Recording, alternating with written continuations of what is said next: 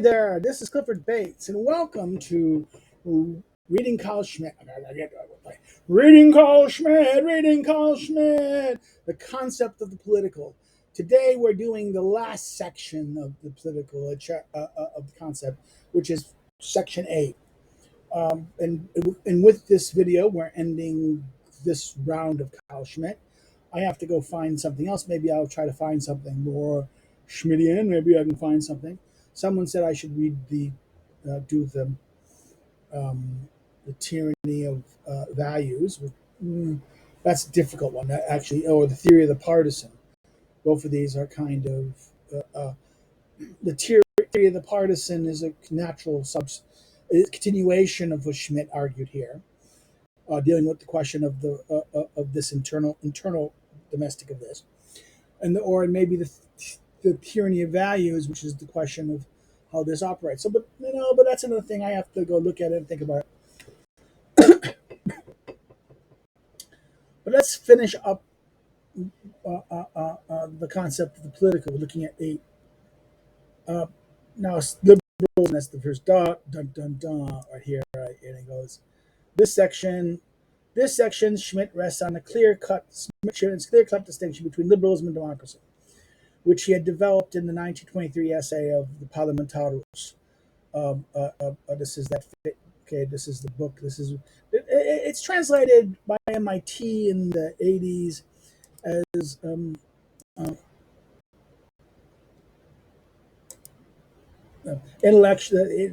intellectual historical situation of today's parliamentarianism. Right. This is the crisis of parliamentary democracy. It's translated as. This is a search that liberalism destroys democracy and democracy destroys liberalism. Right. This is that very interesting book, and maybe we should point to in that sense. Right. So liberalism has changed all political conceptions in a particular systematic fashion. Like any other significant human movement, liberalism too is a historic force, has failed to elude the political. Therefore, even though it seeks to overcome the political, it actually cannot elude the political. Its neutralization and depoliticization of education, economy, etc., are, to be sure, of political significance. Liberals of all countries have engaged in politics, just as other parties have, in the most different ways, coalesced with non-liberal elements and ideas. There are national liberals, social liberals, free conservatives, liberal Catholics, and so on. This is 36. The combination could easily be multiplied. German Romanticism of the 1800s to 1830s is a traditional and feudal liberalism. Sociologically speaking, it is a modern bourgeoisie movement in which the citizenry was not sufficiently powerful to do away with the then existing political power bathed in feudal tradition. Liberalism, therefore, wanted to coalesce with tradition, as later on with the essential democratic nationalism and socialism. No specific political theory can be derived from the consequent bourgeois liberalism. That is the final reason why Romanticism cannot possess a political theory, but always accommodates itself to contemporaneous political energies.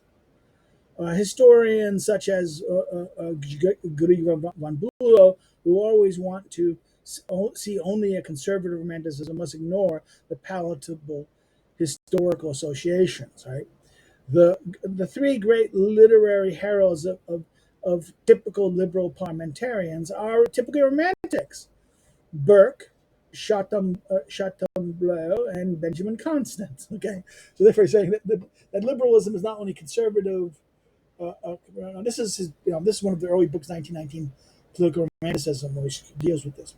But Schmitt, Baudelaire, and I argue that this is romanticism is always conservative. He says no, that the typical liberal parliamentarians are romantics: Burke, Chateaubriand, and Constance. Right. This is a very interesting point he wants to do here. In particular, they have tied themselves to very illiberal, essentially political, and even democratic movements tending to total state. This is 37. On the contrast of liberalism and democracy, Schmitt's, this is 1926. I think this is, yeah, the spiritual situation, right? And then Tunis's democracy and parliamentarism in the essay. He recognized the sharp distinction between liberalism and democracy. See also the very interesting article by Heffa on democracy and liberalism in this. On the connection between democracy and the total state, see above on this. So, but the question is whether a specific political idea can be derived from the pure and consequently concept of individual liberalism. In other words, the question is whether a specific political idea can be derived from the pure and consequential concept of individual liberalism. This is to be denied. An individual, see, the problem is the individualism and this idea, this individual action, that every actor is like this and every actor is free in this, is, and therefore, there is, this is economic thinking. This is economic thinking, you would argue. And therefore, this is a negation of the political. This is to be denied. The negation of the political, which is inherent in every consistent individualism, leads necessary to a political practice of distrust towards all conceivable political forces and forms of state and government, but never produces its own positive theory of state and government and politics. Now, this is where I'm going to disagree with him. I think this is where Strauss would say, "Hey, Schmitt, you're wrong. Hobbes is a liberal. Hobbes is a liberal, Strauss, Schmitt. Mr. Schmitt, you're wrong. Hobbes and Locke are liberals, and therefore there's a positive theory of the state here. That is, yes, it's still kind of escaping from conflict to security that you're saying that bourgeoisie is to do, but it's still a thing." But okay, let's continue. What is it? As a result, there exists a liberal policy in the form of a polemic antithesis against the state, the church, or other institutions which restrict individual freedom. So therefore, there's liberal policy that's a polemic antithesis towards church, state, church, or institution that restricts individual freedom. There exists a liberal policy of trade, church, and education, but essentially no liberal politics, only a liberal critique of politics. Okay, this is the point. This is Schmitt. This is, I think, this is where I would argue maybe Schmitt is wrong. That is not Hobbes' liberal politics. Now, he does not see Hobbes as a liberal, but this is where Strauss, in his critique of Schmitt, hits on something. And I think this is right, that Locke is, Mr. Hobbes is an attempt, the Hobbesian creation of the Leviathan, the social contract, the social thing, is a attempt to escape the state of nature. That the escape of the state of nature is the escape of the environment of this contesting conflict of enemy, where this total conflict is, and that we want to escape it and into a place of order where law and these things replace the existential threat of this point. Therefore, only a liberal critique of politics. The systemic theory of liberalism concerns almost solely the internal struggling against the power of the state. Okay, this is a struggle against the power of the state. For the purpose of protecting individual freedom and private property, liberalism provides a series of methods of hindering and controlling the state's and government's power. So liberalism is this idea of restricting the state power so that to preserve individual liberty. Therefore, it's a negative critique of state power in that sense, right? For the purpose of protecting individual, in other words, it makes of the state a compromise and of its institutions a ventilating system, and moreover balances monarchy against democracy and vice versa. So, this is the classic divided constitutionalism of in liberalism, right? All in critical times, particularly in 1848, this led to such contradictory positions that all good observers, such as Lorenz Design, Karl Marx, Julius Stahls, Donis Cotes, despaired of trying to find here a political principle or an intellectually consistent idea. Liberals, what is liberalism? Liberals, it's often false. It's a contradictory position. There's no consistency, they're arguing in 1848. At some point, liberals were favoring the revolution. At the point that they opposed it, it was all a concern about protecting property and protecting property rights, right? Protecting the security of private individuals and property. So therefore, sometimes they supported the reactionaries, sometimes they supported the reformers. In other words, there's no consistency here. In a very systemic fashion, liberal thought evades or ignores state and politics and moves instead in a typical always recurring polarity of two heterogeneous spheres, namely of ethics and economics, intellect and trade, education and property. So therefore, this is interesting. Economics and ethics and two heterogeneous spheres. There's two spheres that are heterogeneous, and this plurality of two things: economics and economics, intellect and trade, education and property. Right. So ethics, intellect, and education, economics, trade, and property. Right. The critical distrust of state and politics is easily explained by the principles of a system wherein the individual must remain the terminus a quo and the terminus ad quem. The end. Let's do this. I think let's just go by Latin. No. Okay. Do Latin. The term from which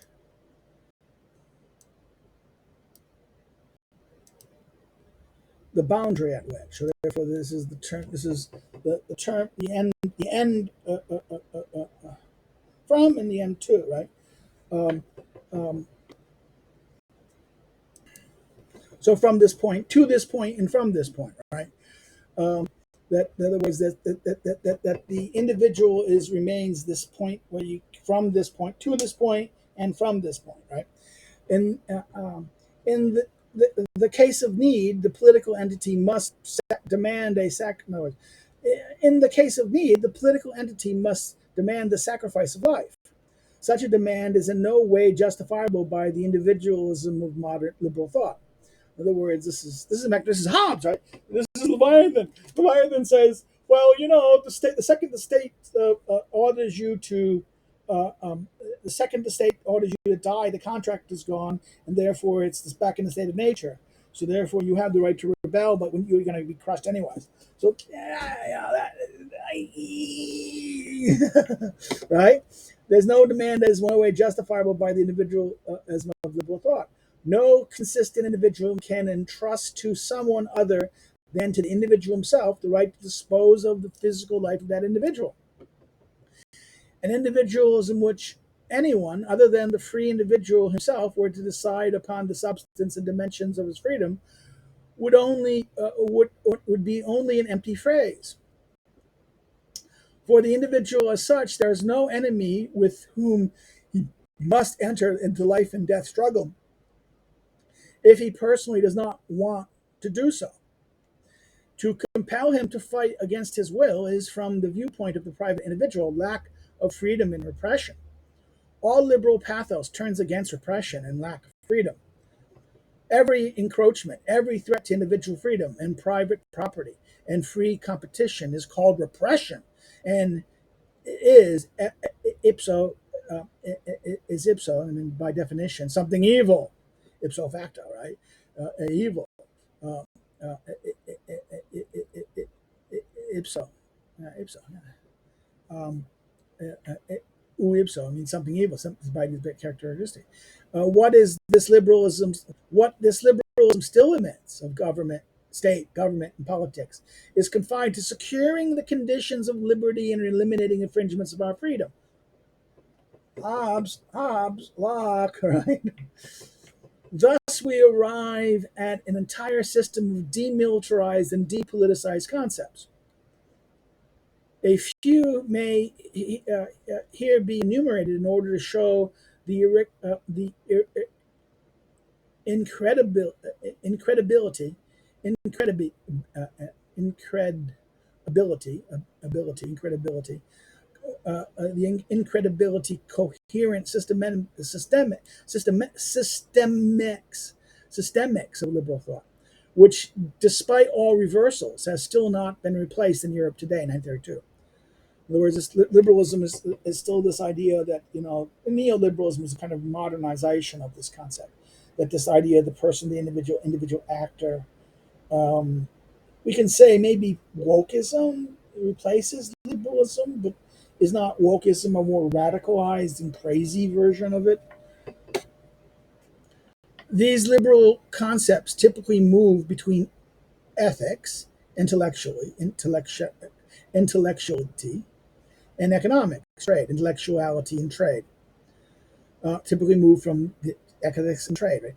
From this polarity, they attempt to annihilate the political as a domain of conquering power and repression. So therefore, in other words, politics is about repression, power and repression, and therefore it's about ethics and economics, intellectuality and trade. Right, this plurality of these things, and to annihilate the political, which is about violence, about coercion and repression. Right. The concept of private law serves as a lever, and the notion of private property forms the entire globe, whose poles, ethics and economics, are again is the image. Right? A private law is the lever by which the globe and the poles, economics and ethics, are only the contrasting emissions from the central point. The ethical and moral pathos and materialist economic reality combine in every typical liberal manifestation and give every political concept a double face. So therefore, this is saying that these moral things is typical liberal manifestation gives every political concept a double face. Thus, the political the political concept of battle and liberal thought becomes competition in domains of economics and discussions in the intellectual realm. So politics becomes competition, battle. What is it? In other words, the political concept of battle becomes competition in economics and discussion. Instead of a clear distinction between the two different states, that of war and that of peace, there appears to be a dynamic of perpetual competition and perpetual discussion. So in other words, where in the political idea, there's peace and war. There's states of peace and war. Where in the liberal thing, there's only perpetual competition and perpetual discussion. The state turns into society, and on the ethical intellectual side, into an ideological humanitarian concept of humanity, and on the other into an economic technical system of production and traffic. So therefore, on the ethical side, it turns into an ideological concept of humanity. On the economic technical side, it's a thing of production and exchange, traffic, trade, right? The self-understood will to repel the enemy in a given battle situation turns into a radically constructed social idea or program, a tendency or economic calculation. So therefore, in other words, instead of the question of a conflict, now this is, in other words, instead of that, to repel the enemy from a battle, this is instead turned into a social idea or program. In other words, a social ideal, some end or goal that we all get to by doing this, or or a program, something we want, an end, and a tendency or a calculation, right? Something that's we are innate, that we have a tendency towards, an impulse or a calculation, right? A politically united people becomes, on the one hand, a culturally interested public, and on the other, particularly an industrial concern and its employers, particularly a mass of consumers. So therefore, this is a politically united people becomes, on the one hand, a culturally invested. The culture, it's culture, man. This is the ethical This is the ethical understanding that it becomes culture. Oh, shared values, shared ethics, shared a rationally constructed social idea, right? A politically united people becomes, on the one hand, a culturally interested public, that these we have the same culture with the same things like this, and then on the other hand, an industrial concern of economic trade, of concern in its employees, but also of a mass of consumers, right? So therefore, owners and workers and consumers. uh, an industrial concern. That's it, right? At the intellectual poles, government and power turns into propaganda and mass manipulation. And at an intellectual pole, it's politics. It becomes what? Propaganda and mass manipulation. And at the economic poles, control. Right. So so therefore the two poles of the model of this thing, that the intellectual or ethical versus the economic. The economic is going to be control, right? Whereas propaganda, manipulation. These dis- these dissolutions aim with great precision at subjugating state and politics, particularly into an individualistic domain of private law and morality. So therefore, and particularly into economic notions. In doing so, they deprive state and politics of their specific meaning. Outside of the political, liberalism not only recognizes with its self-evident logic the autonomy of different human realms, but drives them towards specialization, even towards complete isolation. So therefore, outside of the political, liberalism not only recognizes the logic of autonomies of different human realms, but even drives them into specialization and even isolation of each other. That art is a daughter of freedom, that aesthetics value judgment, is absolutely autonomous, that artistic genius is sovereign. All of this is axiomatic of liberalism. In other words, art is the daughter of freedom. Aesthetic values judgment, is absolute autonomous. In other words, the aesthetic value judgment. Aesthetic value judgment is absolutely autonomous, right? Beauty is in the eye of the beholder, right? That artistic genius is sovereign. All of this is axiomatic liberalism. In some countries, a genuine liberal pathos came to the fore only when this autonomous freedom of art was endangered by moralistic apostles of tradition. So therefore, the general liberal pathos came to the fore when autonomous freedom of art was endangered by tradition. Right? Morality became autonomous vis-a-vis metaphysics and religion. Science vis-a-vis the religion, art, and morality, etc. In other words, morality became autonomous vis-a-vis metaphysics and religion, right? But then science vis-a-vis religion, art, and morality. Metaphysics, the overcoming of metaphysics. Right? This is positivism, right? This is the move from the Enlightenment model to positivism to historicism, right? That Strauss always talks about in his introductions to courses and things. The most important example of such an autonomy is the validity of norms and laws of economics. What production and consumption, price formulation and market have that? In other words, that production and consumption, price formulation and market have their own spheres and can be directed neither by ethics or aesthetics, nor by religion, nor by, or least of all, by politics, was considered one of the few truly unquestionable dogmas of the liberal age. In other words, everything has their own sphere and everything's independent of their own spheres. Therefore, the questions of, in other words, that these things as consumption, price, these have their own sphere. That ethics can't do it. Ethics don't have no control over that. Aesthetics have no religion, and in politics have no control over things like production, consumption, price formulation, and the market. That they have the things that they have their own sphere and that they're independent, right? This is what his point about this, right? Everything is here as his autonomous area. With great passion, political viewpoints were deprived of very validity and subjected to the norms and order of morality, law, and economics. Okay, right? So therefore, political passions and these things are now subject to the norms and orders of morality, law, and economics. In the concrete reality of the political, no abstract orders or norms, but always real human groupings and associations rule over other human groupings and associations.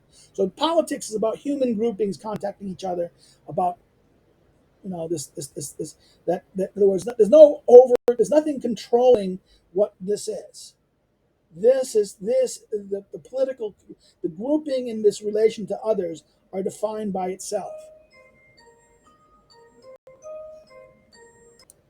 Now we had a weird noise, and that was a. I thought I put my silencer on, but no. So, um, so repeating here, right? He says, the concrete reality of political, no abstract orders or norms, but always real human group associations rule over other human groups and associations. Politically, the rules of morality, law, and economics always assume a complete political meaning. In other words, morality, laws, and this are become political.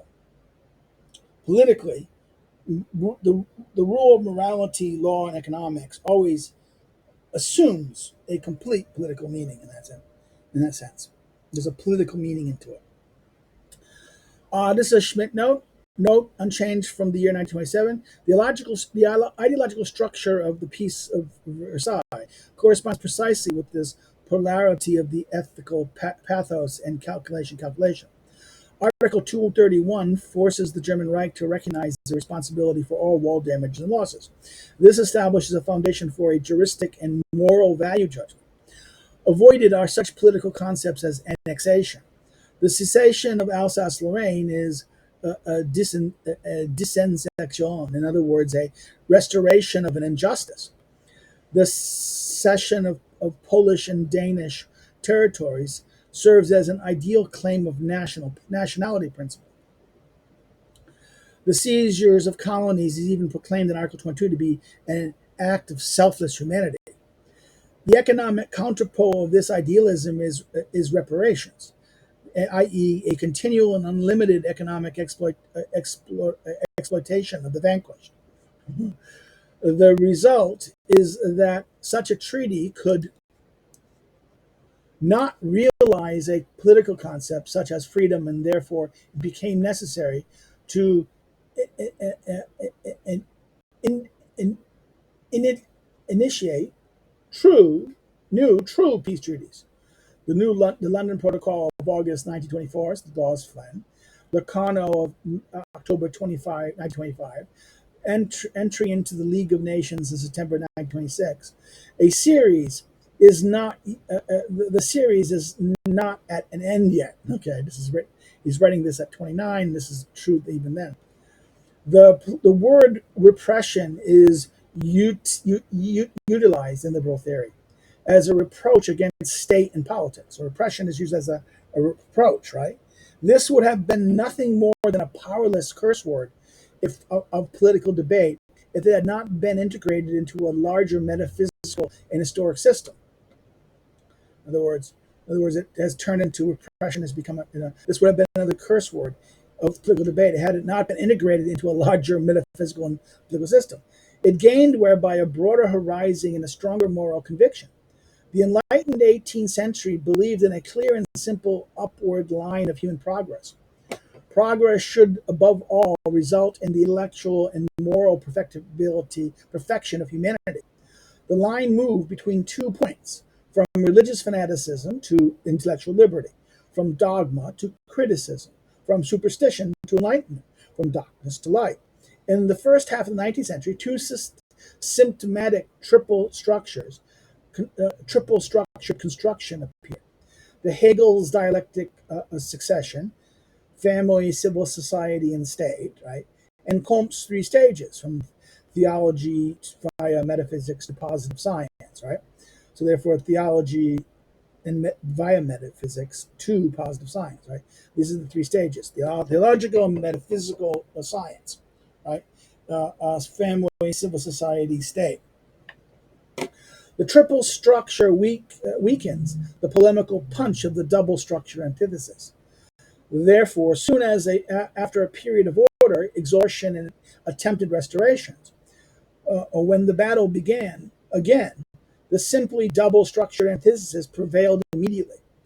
Even in Germany, where it was not meant to be warlike, Hegel's triple structured scheme was pushed aside in the second part of the 19th century in favor of the dual one: domination and association in Goethe, or community and society in Tunis, right? In other words, this is very interesting. It's saying that the original German, Hegel and Kant had this three model thing. This is a thing that this was, but even in Germany, that this was in 19th century. This was set aside to this domination and association in Goethe, or society, Gemeinschaft, Gesellschaft, and Tunis. The most conspicuous and historically most effective example of the antithesis formulated by Marx, bourgeoisie and proletariat. This antithesis concentrates all antagonisms of world history into one single final battle against the last enemy of humanity. It does so by integrating the many bourgeois parties on earth into a single order on the one hand, and likewise proletariat on the other. By doing a mighty friend-enemy grouping is by so doing a mighty friend-enemy grouping is forged. Its power of conviction during the 19th century resided above all in the fact that it followed its liberal bourgeois enemy into its own domain, the economic, and challenged it, so to speak, in its home territory with its own weapons. That's what the Marxists, exactly, this is the point. This is a great point by Schmitt, that the Marxists were basically using economics as a weapon against the bourgeoisie. Okay? This is what Marx does. Marx takes the economic, and it takes it what he says. It follows its liberal bourgeois enemy into its own domain, economics, and challenged it on its own with its own weapons. This was necessary because the turning towards economics was declared by the victory of industrial society. By the year of this victory, 1814, was the year in which England triumphed over the military imperialism of Napoleon. The simple and transparent theory of this historic development is advanced by Herbert Spencer. He sees human history as a development from the military feudal to the industrial commercial society. Okay, again, Spencer is actually repeating Smith, this idea of this moment, this feudal, in other words, military feudal to industrial commercial society. And Spencer. And by the way, isn't that Gemeinschaft, Gesellschaft also? Really, honestly, isn't the military feudals this Gemeinschaft and the industrial commercial Gesellschaft? Isn't that also what someone like Durkheim would say, that the feudal military thing is mechanical solidarity and and the industrial society is organic solidarity in his division of labor from the Durkheim's division of labor book. I mean, this is what I think is that a very important thing about this is there is more coherence here than I think Schmitt wants to say this is British, but no, there is this. But the first always systemic expression in the treatise of the spirit of. Okay, this is no French.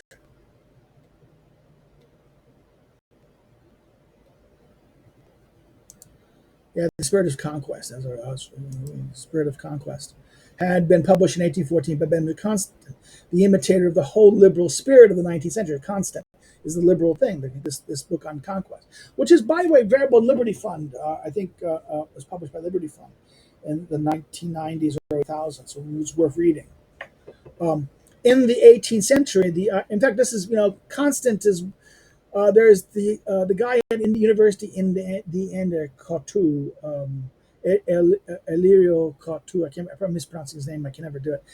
He's Mr. Moderation. The forces of moderation and voices. He's the liberal. He's an ultimately classic 19th liberal. He's heroes of the liberals. He doesn't like the new world we live in of contestation politics.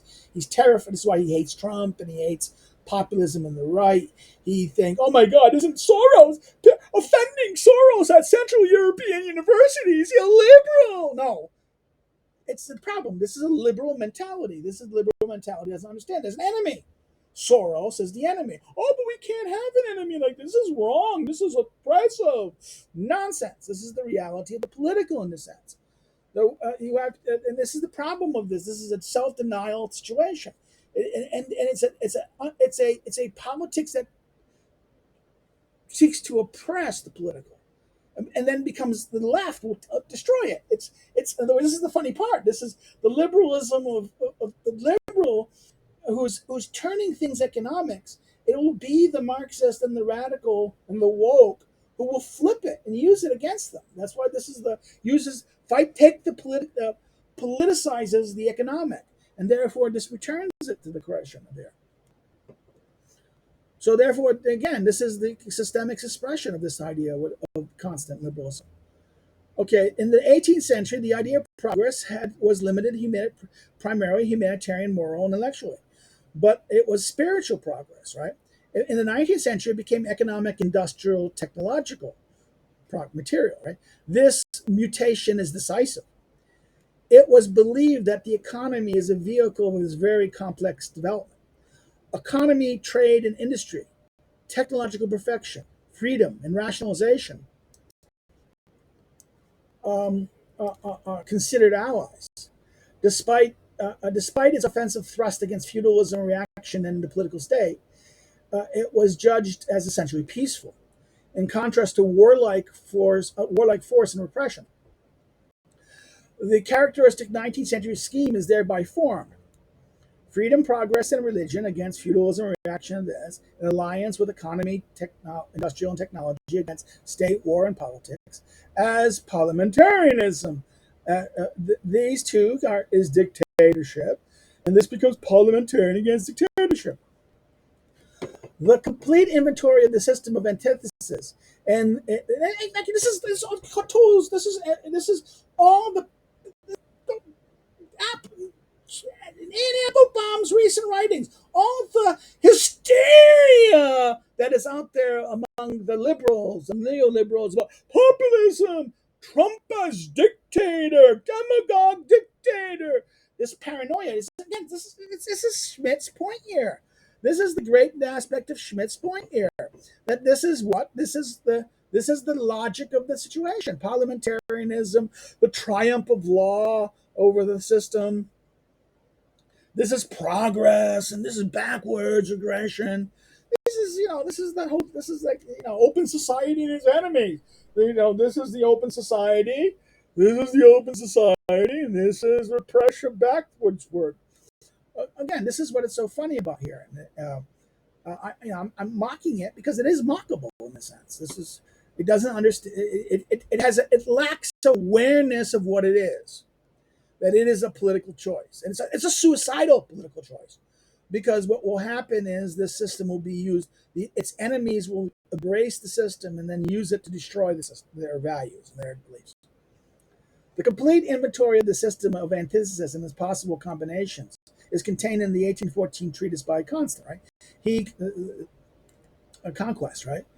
He maintains that we are in an age which must necessarily replace the age of wars, just as the age of wars had necessary to precede it. Then follows the characteristic of both ages. The one aims at winning the goods of life by peaceful exchange. In other words, until the other by war and repression. This is the savage imposition, right? On the other, on the contrary, is the civilized the calculus of civilization. The calculus civilis, right? This is the French, right? This is the civilized calculation, and this is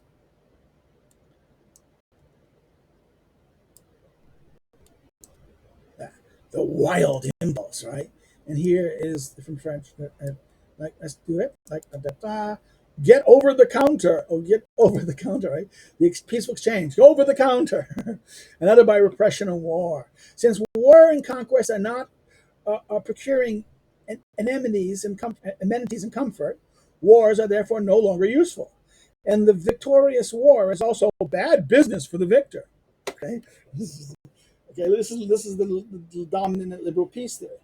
Moreover, the enormous development of modern war technology, Constance cites particularly the artillery upon which the technological supremacy of Napoleon rested, made senseless anything which had previously been considered in war heroic, glorious, and personal courage,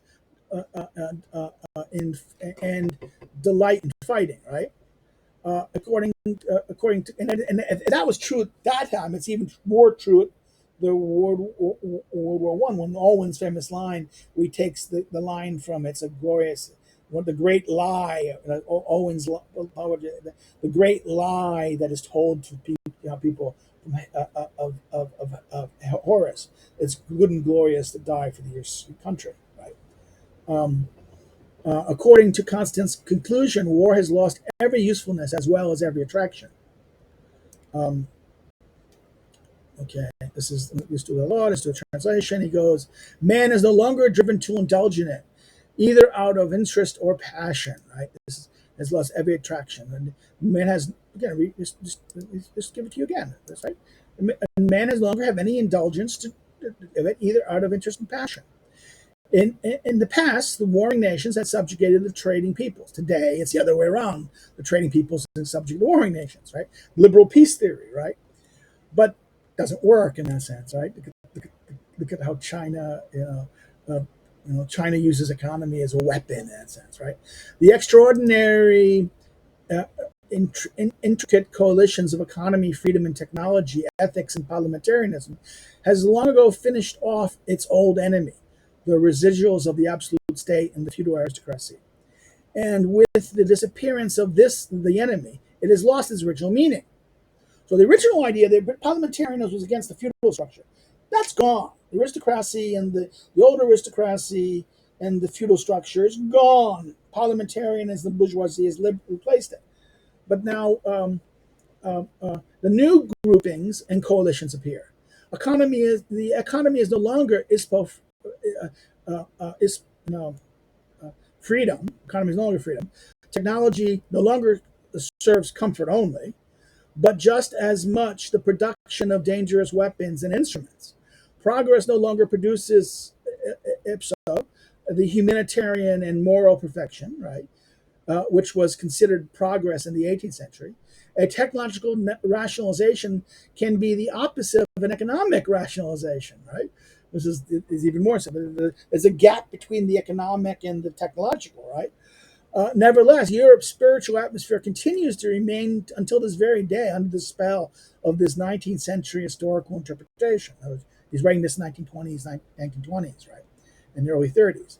This was, if the First World War didn't crush it, the second does, right? And until recently, its formulas and concepts retained a force which appeared to survive the death of the old adversaries. So liberalism maintains the old adversaries lie, but there's new correlation. There's economic thing. The economy doesn't just make these things produce other things. Industrial technology produces weapons that are really more powerful than the other concepts. The best example of this polarity of state and society is contained in the thesis of Franz Oppenheimer, who declared his aim to be the destruction of the state. Okay, his liberalism is so radical that he no longer permits the state to even be armed, to be even an armed office guard. The destruction is effected by advancing a value in a passion-ridden definition. The concept of the state should be determined. The concept of the state should be determined by political means. The concept of society and essential non-political by economic means. So political is the state by political means.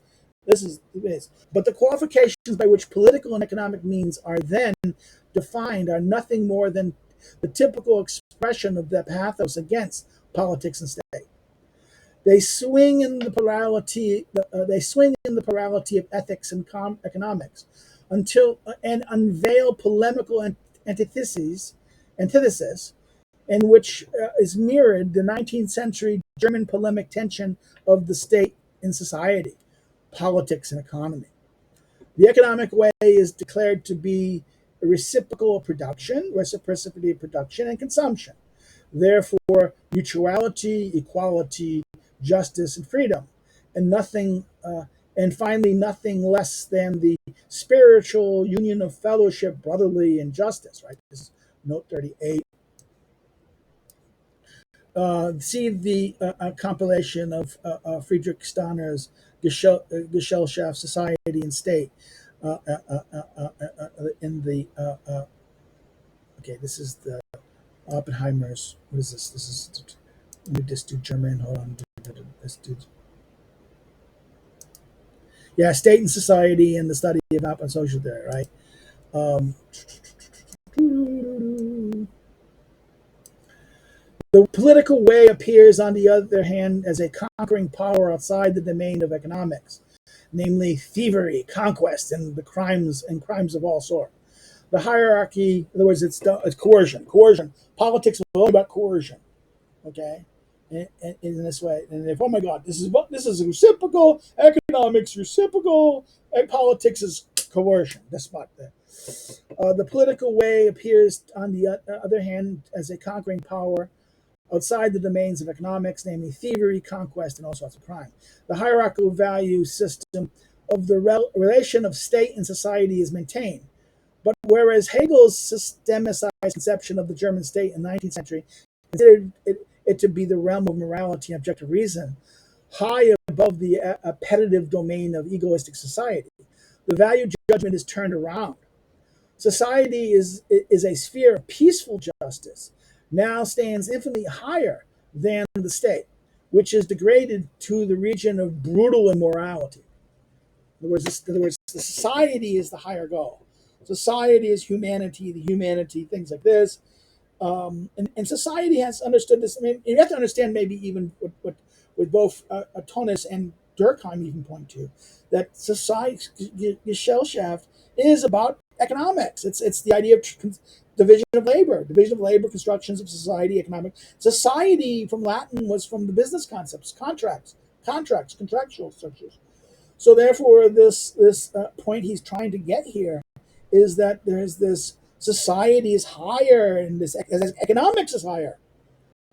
This is the point. In other words, the modern construction of social contract creates the contract as the model, as an economic idea. The trade and the compact is the basis by which the society is created, and the society creates the structure by which then the state itself is judged by.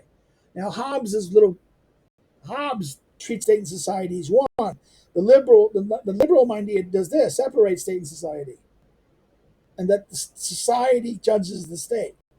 Or Hobbes, the state and society are synonymous concepts in that sense. They're kind of identical twins, and actually it speaks more of state and ignores society, right? So therefore, this is this idea that, in other words, that the role is changed. The apathesis remains. The elevation of one. The idea of the Hegelian, the state was above society, the state orders society. What happens is the liberal thing, it's like this, the society is above the state. Therefore, this apothesis, the coming above and ruling over it, remains, right? But this is in actuality, is not permissible, and neither moral or psychological, least of all scientific, to simply define by moral disqualifications, by confronting the good, the just, and the peaceful with filthy, evil, rapacious, and criminal politics. In other words, this is a cheat. You're cheating. They're cheating when they do this. Doing this is what the liberal does is a cheat. It's not a real argument. Schmitt is saying here. This is not permissible. Neither is it moral or psychological. Least of all scientific. Because why? What you're doing is you're cheating. You're not really disputing or showing faults. You're just accusing. You're ad hominem. You're appointing the things you don't like with ad hominems, and therefore disqualifying them by their de facto ad hominem in that sense. In other words, the good things you like are good, just, and peaceful, versus the things you don't like is the filthy, the evil, rapacious, and criminal. The economic, criminal politics. With such methods, one could just as well the other way around, define politics as a sphere of honest rivalry and economics the world of deception. The connection of politics with thievery, force, and repression is, in the final analysis, no more precise than the connection of economics with cunning and deception. Exchange and deception are not far apart. A domination of men based on pure economics must appear a terrible deception if, remaining non-political, it thereby evades political responsibility and visibility. In other words, this idea that all of a sudden, in fact, that's the real point, isn't it? That, this is that whole point that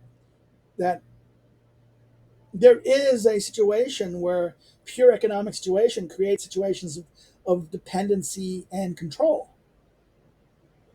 Those who have the greater resources, means, and those without it, the need to survive, they need access to this. They don't survive, they starve. Right? There is a kind of control that people want to survive. Therefore, they will obey in order to survive. Right? Therefore, this is the problem about this thing that he's talking about here. Exchange by no means persuades the possibility that one of the contractors experience a disadvantage, and that a system of mutual contracts finally deteriorates into a system of the worst exploitation and repression. Okay, this is where he says that this can happen. In other words, if the situation is completely thing, system of contracts can ultimately lead to repression. We have to remember feudalism was a contract. The feudal structure of serf and lord was a contract based on a certain situation of relative power, of nothing versus having something in force. Okay, this is what we have to understand about these things, right? And when the exploited and the repressed attempt to defend themselves in such a situation, they cannot do so by economic means. Once you're being exploited and you're being repressed, to defend yourself, you cannot do that by economic means. Evidently, the possessor of economic power would consider every attempt to change its power position by extra economic means as violence and crime, and will seek methods to hinder this. Right. So, therefore, inequality, power, a situation of oppression. Okay. Now, see that I'm not going to make the Marxist makes an extreme argument that all economic equality is repression. No, we have to distinguish between real oppression and domination. There is a distinction between being a slave and being a worker. If you can say to this worker, "No, I can go," the second you can't say to the manager or the boss, "I'm going to go," because doing so would mean absolute death and survival and death. I mean, not just short, like, okay, some hardship or something, but literally that your children will starve to death immediately and not working. Okay, immediate death, immediate some kind of immediate situation of loss of life and stability and safety. In other words, they throw you out in this wilderness, like oh my God, you fired, or you leave your job, you lose your house, you lose everything. That would be oppression. Oppression has to be that's total safety and security is lost. Okay, this is the difference. A slave is at life and death is at the hand of the master. The worker is not life and death. In other words, his means of livelihood may be taken away from him. But as long as there's opportunity for other means of livelihood, then it's not as the same as it's not immediately going to be facing death or extinction, right? And I think this is what Schmitt wants to make us. This is the critique. See, we could read this into a very leftist understanding, but Schmitt is not. I mean, Schmitt. I think Schmitt's polemic leads to this view, but I don't think Schmitt himself would take this view in that sense. Um, um, the evidentially the possessor of economic power would consider anything to change this as a violence and crime, right? It's illegitimate, right? And seeks method to hinder this. That ideal construction of society based on exchange and mutual contracts is peaceful, just, and therefore is just by limited. In other words, the second that injustice happens, exploitation, people to do this, then what's happening? People would want to stop the repression. And these people will look, oh my God, this is violence and crime, and therefore I'm going to use force to protect myself. Well, this ends the peaceful and just. In other words, this ideal society of society based on exchange and mutual contracts, which is peaceful and just, is eliminated. Unfortunately, also, users and extortionists appeal to the invulnerability of contract and to this sentence. Um, okay, this is Latin.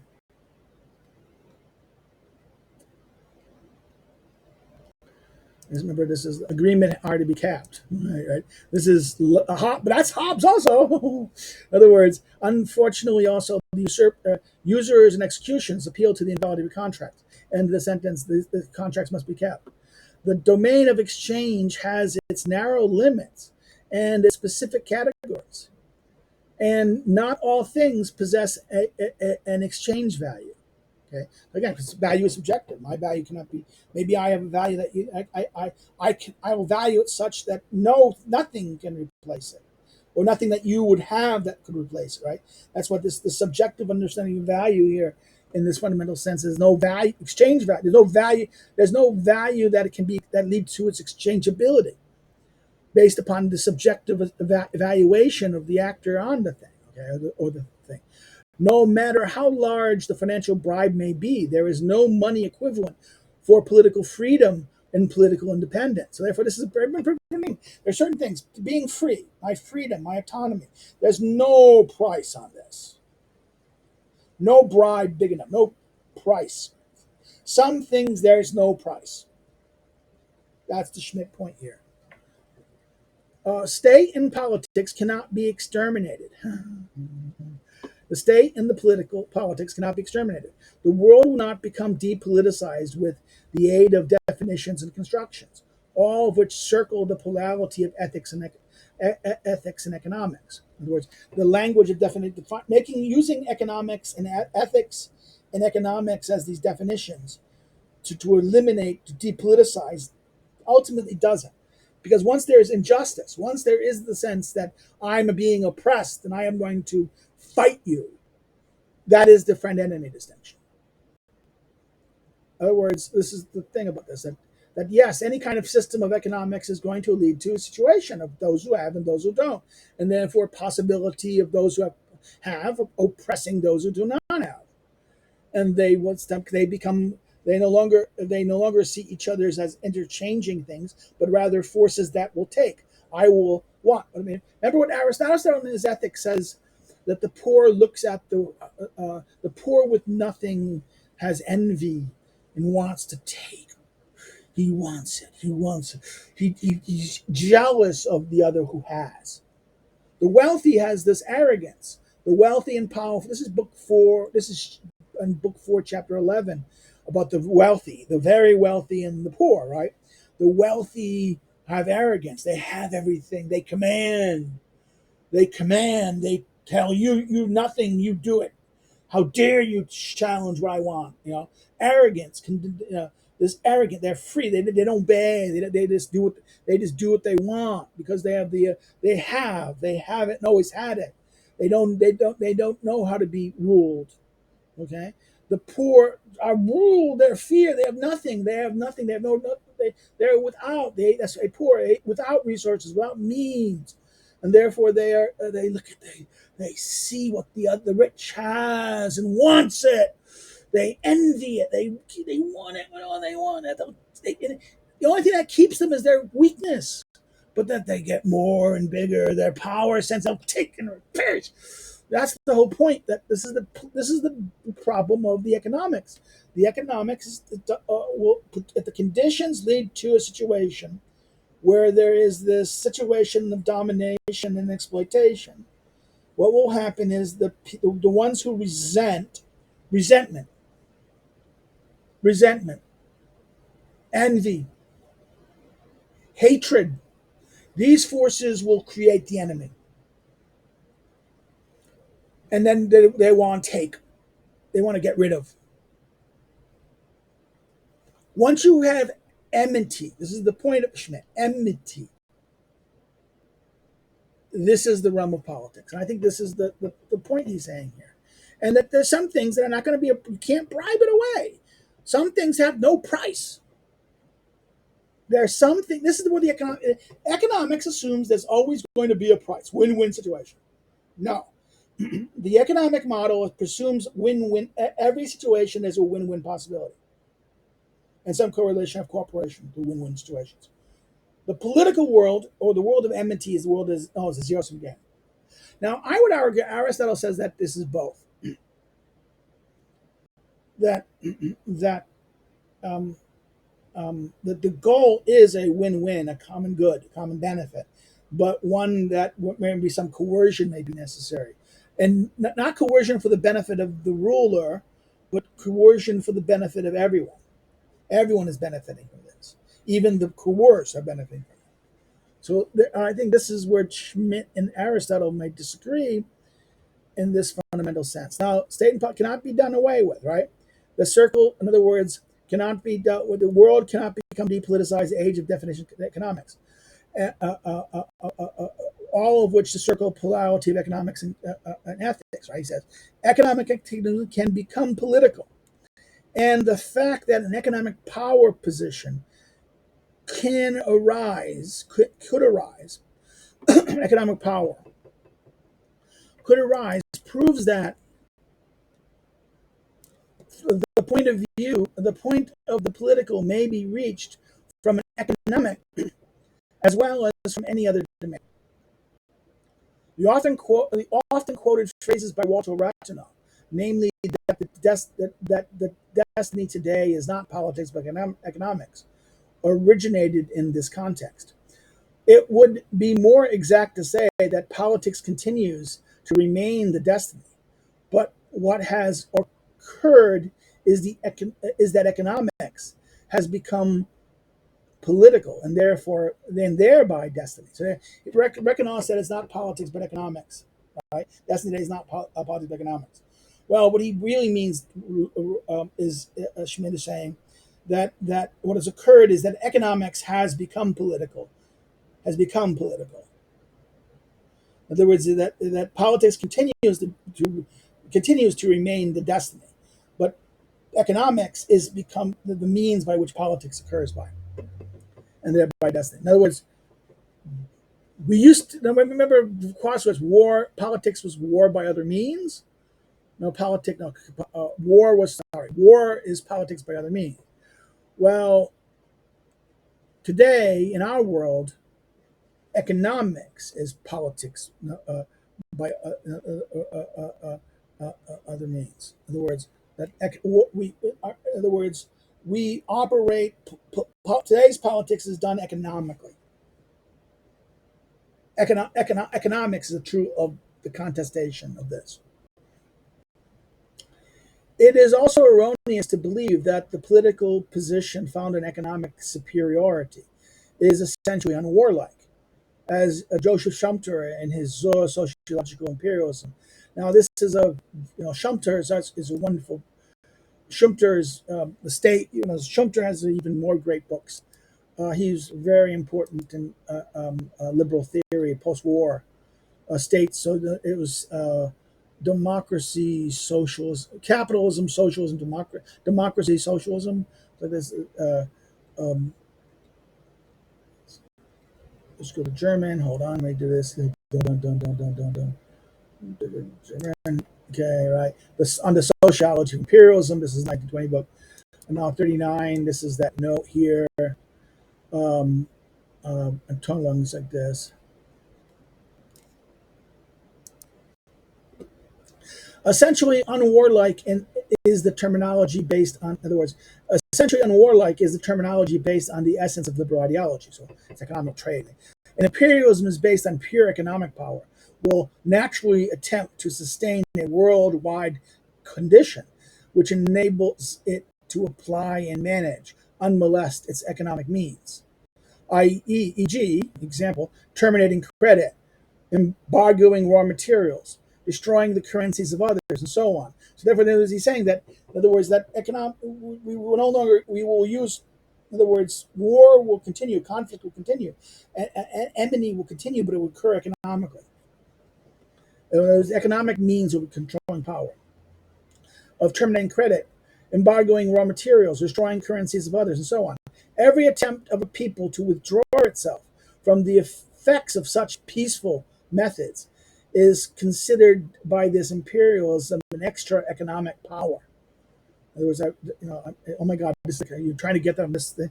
Pure economic imperialism will also apply a stronger but still economic and therefore, accordingly to his terminology, non-political, essentially peaceful means of force. Okay, this is the point. This is the irony about this. That he's saying that economics is now, in other words,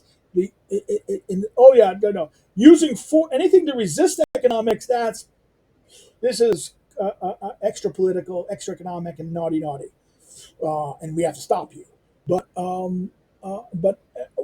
we using power, imperialism is also is still economic and therefore non-political, and it's peaceful, right? The 1921 League of Nations resolution. Again, this is number 14 of the Second Gathering Guidelines to be carried out by Article 16 of the Covenant, right? Enumerates the example: economic sanctions and severance of food supplies from the civilian population. Germany doesn't comply, we starve you. Finally, it has sufficient technical means to bring about violent death. Economic conditions can bring about violent death. This is the point.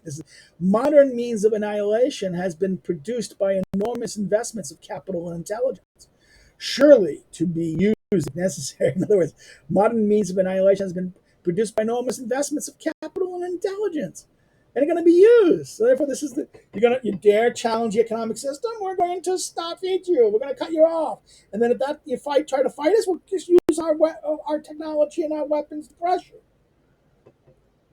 For the application of such means, a new, essentially pacifist vocabulary has been created. War is condemned, but execution, sanctions, and punitive expositions, pacifications, protections of treaties, international police, and measures to assure peace remain. So therefore, war is condemned, but what? Well, executions of policy, sanctions, punitive expositions, pacifications, protections of treaties, international policing, and measures to assure peace remain. The adversary is thus no longer called an enemy, but a disruptor of peace, and therefore designated to be an outlaw of humanity. Okay, right? This is the new that. A war turned to protect or expand economic power must, with the aid of propaganda, turn into a crusade and into the last war of humanity. Propaganda, in other words, the reality of economic war, conflict of enemies, now is turned in propaganda, the justification of that war, the crusade. This is implicit in the plurality of ethics and economics. A polarity astonishingly systemic and consistent. But this allegedly non-political and apparently even anti-political system serves existing or newly emerging friend-enemies groupings and cannot escape the language logic of the political. In other words, there's a new friend-enemy. You've just maybe changed the rules, but the friend-enemy situation remains. There's a new enemy, the enemy of humanity. The last other words. Oh my God, you're the enemy of humanity. You're the enemy of peace. You must be stopped. Friend enemy. That's the enemy. You're the enemy. Friend, the people who want peace, who cherish humanity, who uphold the systems of the friend enemy. So therefore, this alleged non-political and apparently even anti-political system serves existing or newly emerging friend-enemy groupings, and therefore cannot escape the logic. You can never escape the logic of the political, in a sense. And here, this ends Schmitt's concept of the political. On this note, I'm going to stop. Okay. We'll see you guys later. Now, maybe again like this. So if you have any comments or questions, any other last thoughts on Schmitt or things here, please put them below and say, oh, I liked it, I didn't like it, blah, blah, blah, blah. Um, other Put your comments, thoughts, and if I see them, I'll reply. Add something, you know. If you liked it, like it, share it with a friend, get it out there. If you've not subscribed, subscribe. If you know people, friends that know people who might be interested in this, subscribe. Bring their attention to this and other things where I'm doing in this in my channel here. If you didn't like this, you can dumb down it, but say why in the note so we can learn something. Right? What I did wrong, or I misunderstood or misrepresented. Please, again, this is the purpose of the dialogue box there below, in that sense. For those of you who want to follow me on social media, the links are below. If you want to help me continue to do these things and help me do this, but you're doing it for free anyway, so why should we help you? Okay, because it helps. It'd be nice. It'd be good to I could use the money these days. Inflation, man, inflation. Okay, not it is global inflation, right? Um, Please look at things to subscribe to our Patreon, or you can buy my books below. Again, we post on Monday and Wednesday. I post the main point of Montesquieu, continuing Montesquieu. And with this ends the Schmitt thing. Maybe I'll do something. We post this on uh, uh, Tuesdays and Thursdays, but now we're gonna have to come up with something else. I have to think now. What am I do? Maybe I will do Theory of the Partisan. I don't know. We'll see what's available out there. I might have a dead week. I never knows. So therefore, that's it. On Friday, I do my live stream again. On 1 week, I kind of didn't do it because we had internet problems, and I wasn't feeling good that day too. It was a really bad day. And the internet problems, they made it worse in that sense. So therefore, hopefully we won't have another day like that, and we'll do the context. On this point, we stop, and voila, that's it for us. So take care. See you. Take care. Have a good day. Bye bye.